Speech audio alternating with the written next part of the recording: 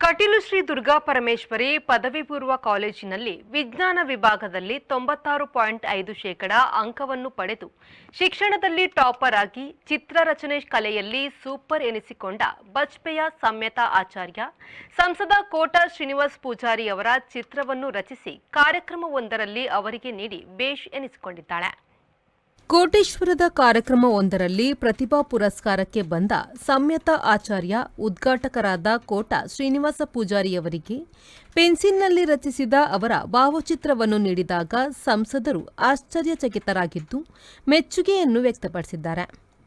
ಪೊಳಲಿ ಸರ್ಕಾರಿ ಪ್ರೌಢಶಾಲೆಯ ದೈಹಿಕ ಶಿಕ್ಷಣ ಶಿಕ್ಷಕ ಜಯಂತ್ ಆಚಾರ್ಯ ಸಂತೋಷ್ಮಾರ್ ಅವರ ಪುತ್ರಿ ಸಂಯತಾ ಈಗಾಗಲೇ ನಾಡಿನ ಖ್ಯಾತರಾದ ನಾ ಸೋಮೇಶ್ವರ, ನಟ ಸುದೀಪ್, ರಚಿತಾ ರಾಮ್, ಬಸವರಾಜ ಬೊಮ್ಮಾಯಿ, ಕ್ಯಾಪ್ಟನ್ ನವೀನ್ ನಾಗಪ್ಪ ಸೇರಿದಂತೆ ಅನೇಕ ಜನರ ವ್ಯಕ್ತಿಚಿತ್ರ ರಚಿಸಿ ವ್ಯಕ್ತಿಗಳಿಗೆ ನೀಡಿದ ಪ್ರತಿಭಾವಂತಳಾಗಿದ್ದಾಳೆ.